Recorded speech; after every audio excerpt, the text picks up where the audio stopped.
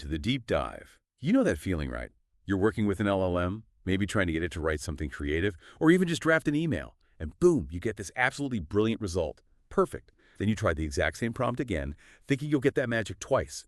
And nope, something totally different. Or, honestly, sometimes just kind of wrong. It really feels like rolling the dice sometimes, doesn't it? And look, in a lot of situations, that kind of unpredictability isn't just, well, annoying. It's a genuine hurdle when you really need things to be precise and reliable. So today, our mission is to dig into this. We're going to unpack a really powerful strategy that tackles this unpredictability head-on. We're doing a deep dive into mastering repetition, a technique that, honestly, seems to fundamentally change how we can work with these models, moving us away from just hoping for good output towards reliably getting one. It's a fascinating shift, yeah. And the insights we're drawing on today come from some brilliant work by Jia Choi. She's an associate professor over at George Washington University, and also the principal investigator of the CAFA initiative. You might hear it pronounced like the scape. What Professor Choi's work really highlights is how we can take this process that feels so random, almost like guessing, and transform it into something much more solid, much more dependable. It's kind of like building a reliable bridge over, choppy waters. Okay, so if these LLMs are, at their heart, kind of wonderfully random, how does repetition become the superpower here? Is it about stopping the randomness or using it somehow? Oh, it definitely leverages it. That's the beauty. The core issue, like you said, is that they're probabilistic. You give it a prompt, get an answer, but just relying on that single shot, it's a gamble. Could be genius, could be not so much.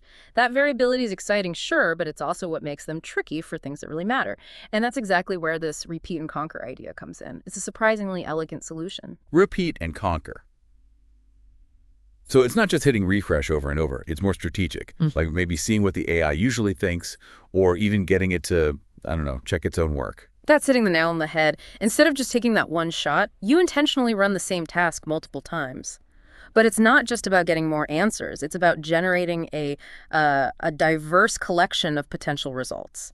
Think of it less like getting one definitive answer and more like mapping out a solution space, a range of possibilities. And from that richer pool, well, then you can pick out something genuinely better, whether that's a person choosing or maybe an automated system or even having another AI pick the best one. It just massively bumps up the odds of getting something high quality and, crucially, reliable. You're moving from a single risky attempt to a more structured search. That makes a lot of sense for tackling the variability. But doing that manually sounds tedious. How do we actually make that happen? Is there like a specific tool or command for this? Absolutely there is. The real engine behind this whole repeat and conquer thing, the piece that automates it all, is a specific command. It's known as @repeat. And this isn't just some basic loop function. It's actually the cornerstone of more advanced frameworks like RISE. That stands for Real-Time Intra-Self Evaluation.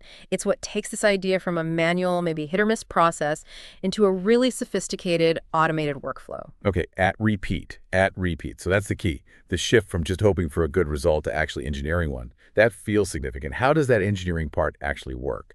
What are the practical upsides of using repeat and conquer? Well, the benefits are pretty substantial once you start generating these variations and looking at them together. First off, you can spot common themes. Let's say you ask an AI to brainstorm ideas for something. If you run it 5 times and maybe 3 or 4 outputs circle around the same core concept, well, that gives you much higher confidence in that idea. It helps you pull out the consistent, high probability stuff from the background noise of less common suggestions. You're not just grabbing the first shiny thing it says. Second big advantage, you can filter out errors much more effectively. It makes outliers or just plain wrong information really stand out. The source material gives a good example. Imagine asking about photosynthesis. 4 times it correctly says glucose is the main product. 1 time it says water. Well, that water answer looks pretty suspicious next to the others, right?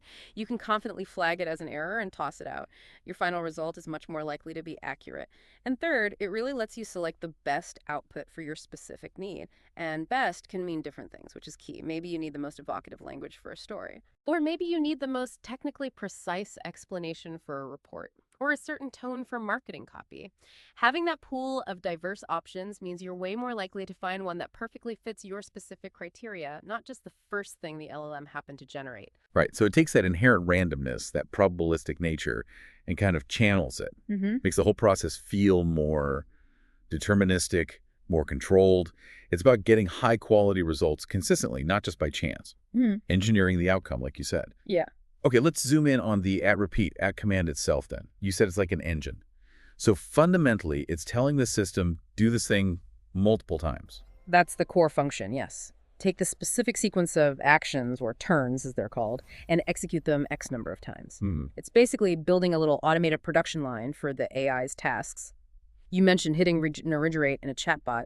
It's like that, but way more powerful because @repeat automates the whole sequence. It can handle multiple steps within the loop, all without you needing to manually intervene each time. A sequence of turns. Yeah. Okay, so it's not always just repeating one single action. Exactly. And that leads to a really important concept, the symbolic turn. When a specific turn in your sequence starts with this @repeat, turn start, turn end number, @command, that turn itself doesn't actually generate any text output.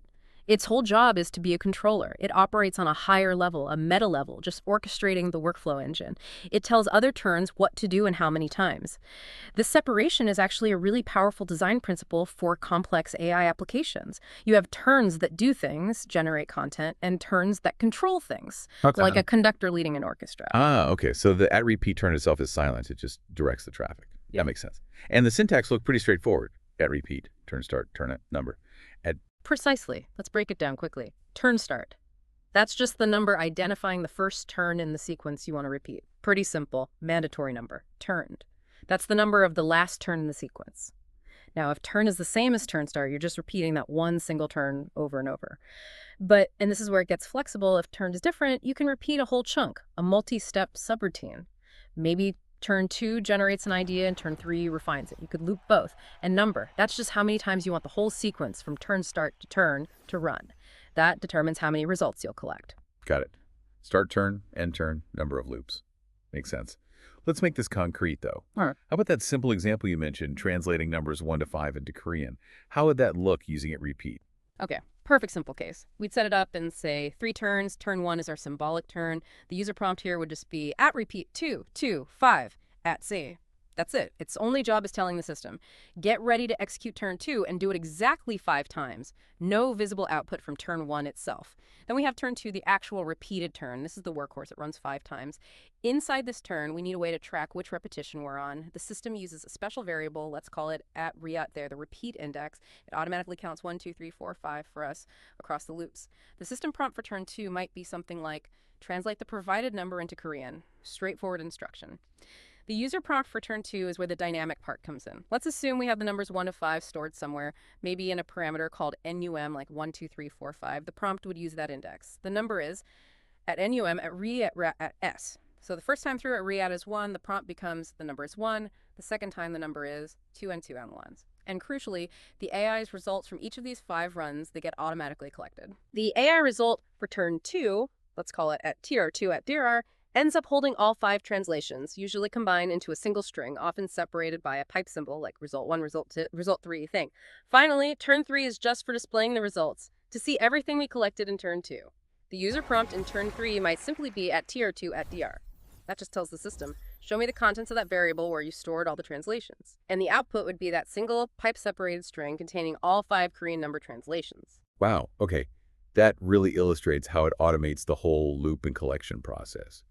Running the prompt, changing the input number each time, gathering the results.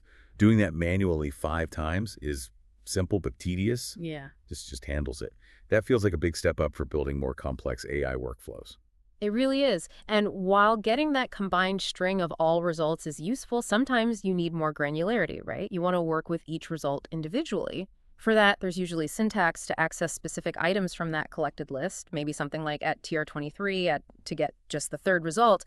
And this ability becomes really powerful when you use it inside a second @repeat loop. You can loop through the results generated by your first loop. That's how you start building these nested multi-stage processes. Nested loops. Okay, now my brain is starting to see the potential. This example you have generating and then elaborating on ideas sounds like it uses that nesting, right? Tell us about that one. Exactly. This one really shows the power of layering. It happens in 2 main phases. Phase 1 is pure generation. Let's say turn 1 is our controller again. @repeat 2, 3, 3, @thate. It tells turn 2 to run 3 times. Turn 2's job is simple.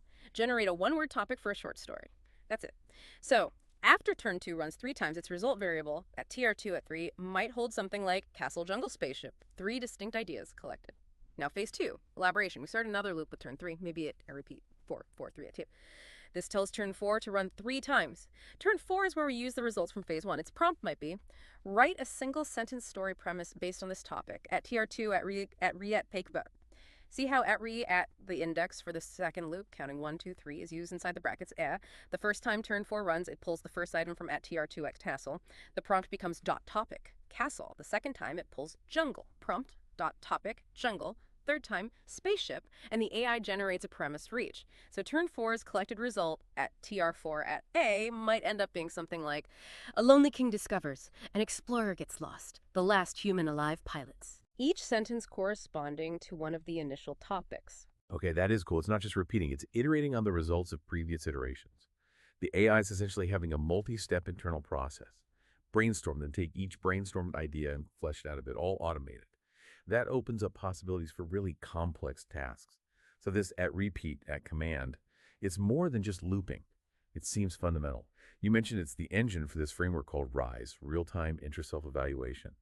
Can you connect those dots for us? How does repetition power self-evaluation? Absolutely. RISE is a fantastic application that really showcases this. Let's walk through a typical RISE scenario using at repeat, at wrap. Imagine the goal is generate 3 different multiple choice questions about photosynthesis, and then have the AI itself analyze those 3 and pick the best one according to some criteria. It's like AI quality control.